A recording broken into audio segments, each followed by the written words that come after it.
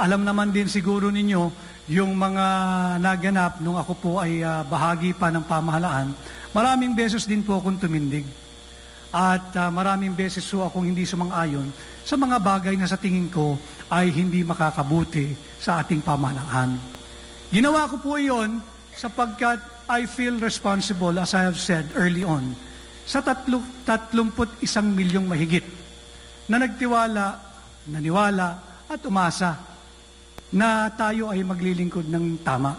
Araw ng linggo, araw natin sa mga pamilya, kaming mga macho't magino, araw ng paglalaba, subalit naririto tayo ngayon sapagkat voluntaryo tayong naninindigan, ipaglaban ang ating saligang batas at huwag tayong pumayag na lapastanganin ng iilan ang ating bansa, ang ating kinabukasan, ang kinabukasan ng ating mga anak. Kanina ho ay nagpresenta si Congressman Sid noong proseso ng budget. At linahad din niya po roon yung mga related constitutional provisions.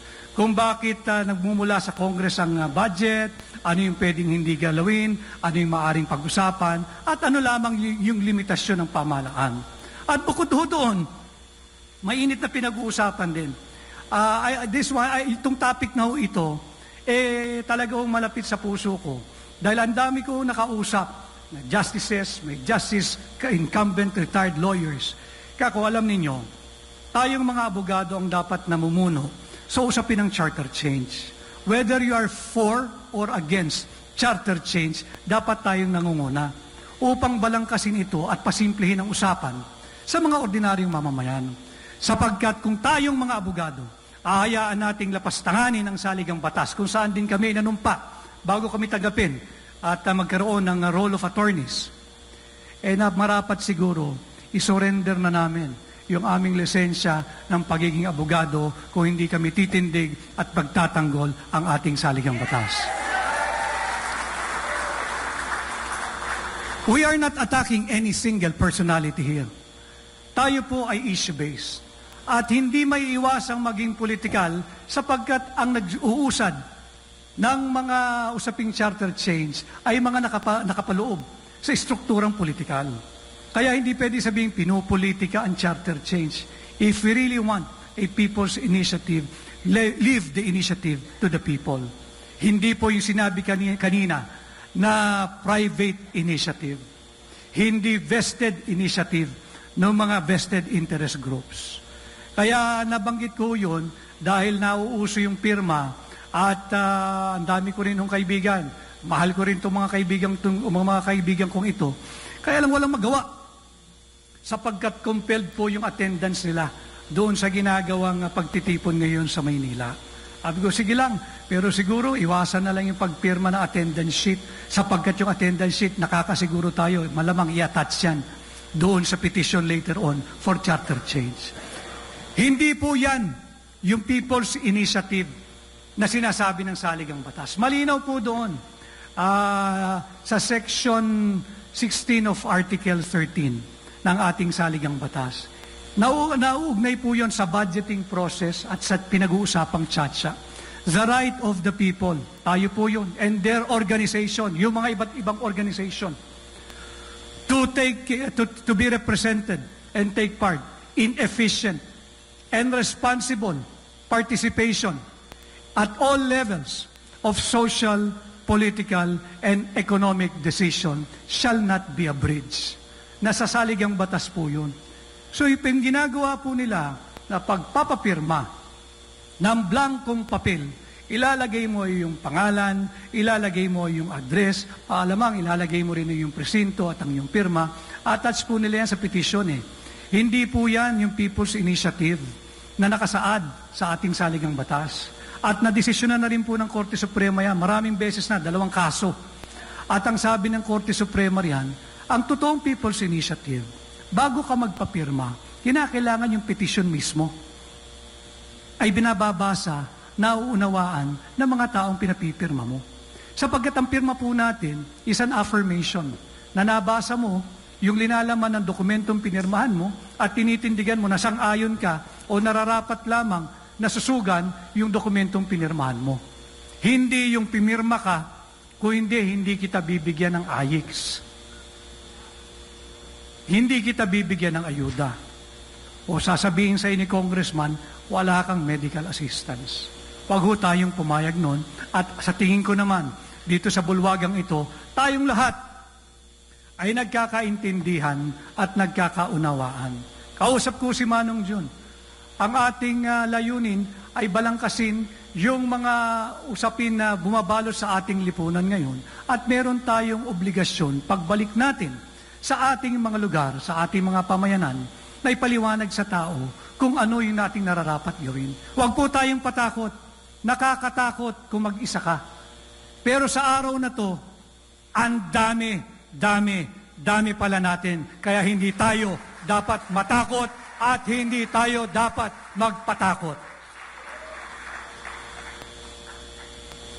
Nabanggit din o kanina, at let me just daanan ko lang, yung Philippine Development Plan at yung medium-term financial framework. Yung po ay binabalangkas po yun, if I'm correct, Kong Sid. Mga eksperto po natin sa bureaucracia ang gumagawa noon. Kaya yun, medyo may pagkasagrado po yun, sapagkat po yun, hindi lang binunot ng basta sa hangin. At itong taong to, gusto ko ang project ko, ganito eh. Meron po talagang planning. May Philippine Development Plan, kung saan tayo dapat naroroon na by 2030, 2035, 2040, 2050, kung saan tayo dapat tutungo. Yun po ay dapat rin-respeto. Hindi po yan pagdating ng BICAM, you're just trading horses. O sige, lagyan mo ako ng ganito, bibigyan kita ng ganito. Bakit pa ho tayo nagkaroon ng mga magagaling na tao sa pamahalaan? Yun po ang kulang sa mga nangyayari ngayon. Ang kailangan natin, yung sinseridad ng pamahalaan. Ang kailangan po natin, ang gobyernong nakikinig at sensitive sa sinisigaw ng mga ordinaryong mamamayan. And again, ang daming beses na ho, at alam naman din siguro ninyo, yung mga naganap nung ako po ay bahagi pa ng pamahalaan, maraming beses din po akong tumindig. At maraming beses po akong hindi sumang-ayon sa mga bagay na sa tingin ko ay hindi makakabuti sa ating pamahalaan. Ginawa ko po iyon sapagkat I feel responsible, as I have said early on, sa 31 milyong mahigit na nagtiwala, naniwala at umasa na tayo ay maglilingkod ng tama. Ang sabi ko nung naroroon pa ako, hindi na bale yung batikusan, hindi na bale yung sinisiraan ako, but hindi rin ako sasagot sapagkat ang dami kong trabaho at maraming mga importanteng bagay na iniatas sa akin. Subalit sinabi ko, yung mura ng iilang tao, yung pagmumura sa akin, yung galit sa akin ng ilang vested interest, kaya ko yun. Pero pagka ang 31 million na at yung 114 million Pilipino ang galit sa akin, hindi ko kakayanin yan at hindi ko matatanggap yan. Kaya ho ako ay noon pa lang tumindig na. Dahil utang na loob ho ng kahit sinong pamahalaan na kung saan sila naroroon ngayon. Dapat ay makinig, dapat wag lustayin ang pondo ng pamahalaan at higit sa lahat, wag lapastanganin ang ating saligang batas at wag basta-basta tayo papayag kakapalit ang ilang ayuda, AYIX, or medical assistance. Yun lamang ho, ako'y nagpapasalamat sa napakainit ninyong pagtanggap at ako ho ay kaisa ninyo. Again, I am in Davao because just like Davao City and the Davaoeños and just like you, I am not for sale.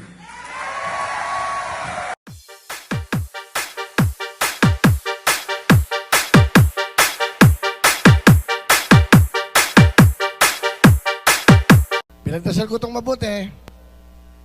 Kung ano po ang magiging desisyon nyo, yun ang susundin ko. Palagay ko, handa na ako. Para po sa inyo. Kasama ng light. Philippine flag. Yan po. Maraming kulay. Lahat ng kulay. Dahil gusto nyo magkaisa sa bayanan. Kaya lahat po ng kulay. Kayo lang po ang magpapaisa sa ating bayan na to. Maraming pong salamat sa pag-imbita niyo sa akin. Kaibigan tayo, matagal na panahon. Salamat, Willie. Hindi kita makalimutan. Salamat po, mahal na Pangulo. Mayor, sa video. Puna po kayo.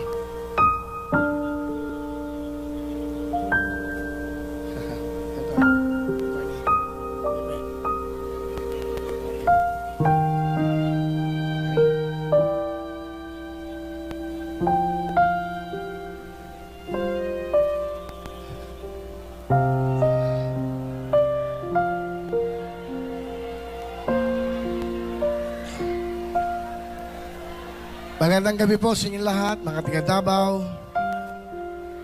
At sa mansulok ng mundo, sa ating Facebook page ng Wawawin, of course, ang mahal na Pangulo natin, Rodrigo Duterte page, sa YouTube. Nagsama-sama po para mas maraming makapanood sa atin. Mga taga Davao, ito po yung pangatlong punta ko na dito.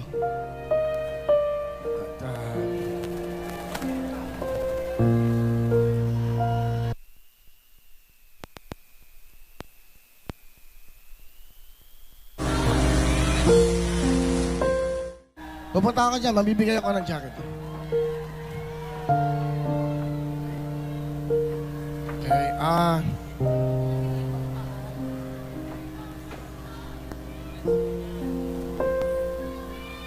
ako po ay nandito at dahil po sa pag-imbita sa akin ng ating mahal na Pangulo, para sa akin, Pangulo pa rin siya. Dahil hanggang ngayon po, napakarami nagmamahal sa isang Rodrigo Roa Duterte. Wala yung akin, ha? It is an honor for me na maimbitahan po ng isang former president ng Pilipinas. Alam nyo, last March, 2 years ago, bago top after ng COVID, pinatawag po ako ni Senator Bongo at pinatawag din po ako ng mahal na Pangulo. At ako po ay kinausap nila sa Malacanang. Sandali lang po. Importante lang po ito sa pangyayari sa buhay ko. Nandun po si Secretary Medaldea, Senator Bongo, yung aking pong lawyer, si Atty. Ferdy Domingo, and of course, ang ating mahal na Pangulo. Alam nyo, noong una medyo parang kinakabahan kakaharap mo ang presidente ng Pilipinas. Gusto ko lang malaman nyo ito, yung experience ko sa ating mahal na Pangulo. Medyo ingat na ingat ako. Tinatawag ko siya mahal na Pangulo. Sabi niya, kaibigan tayo, mayor lang. Alam niyo, hinanda ng pagkain para sa amin. Hindi ko nakakalimutan, lapu-lapu, isang okra, isang sitaw, at yun nga, meron kami malunggay na soup at napadagdag si Senator Bongo ng munggo. Kung mapapansin nyo, napakasimple yun. Napupunta ko sa Malacanang. Walang garbo, walang steak, walang anuman. Nagsimula kami ng 8 o'clock, natapos po kami ng alas 2 na madaling araw. Hindi nyo ito nalalaman, pero para malaman nyo lang ho, yung po yung pagkakataon na pinapatakbo niya akong senador.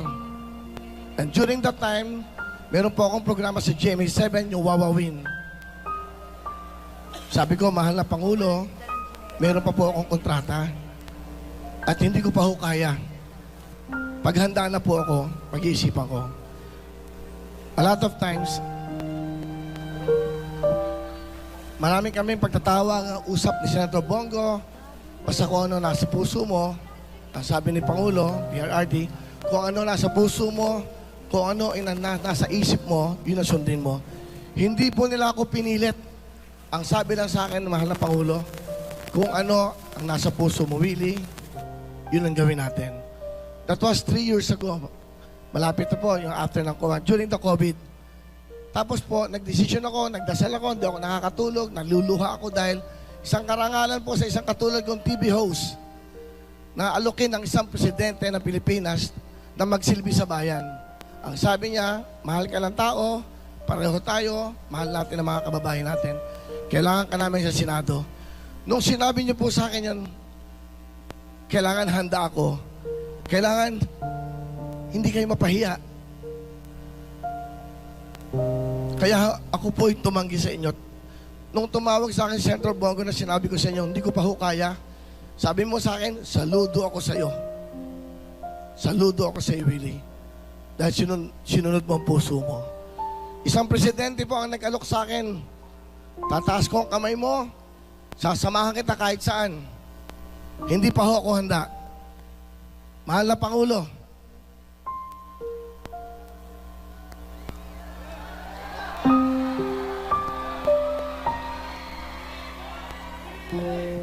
pinagdasal ko mo itong mabuti.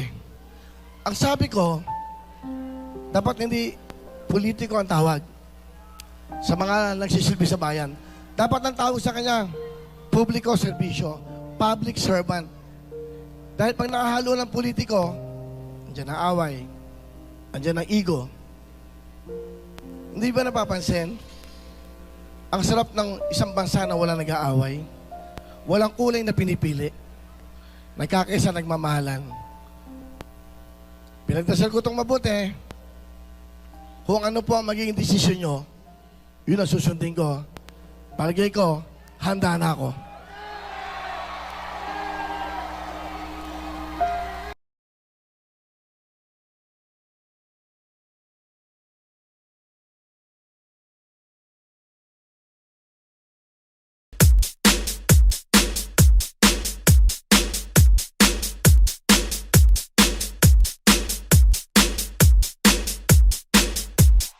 DJ Alvin.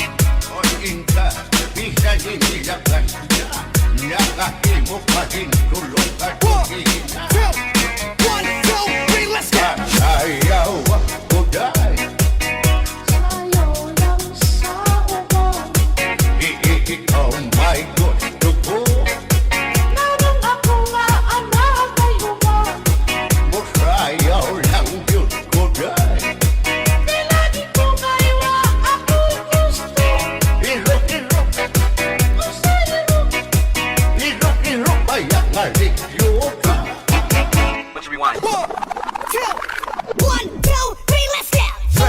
Clap, clap, clap your hands. Get funky with it. Clap, clap, clap, clap your hands. Let's go. Work. Clap, clap, clap, clap your hands. Get funky with it. Clap, clap, clap, clap your hands. Let's go! May nadausang aking hatpagkarang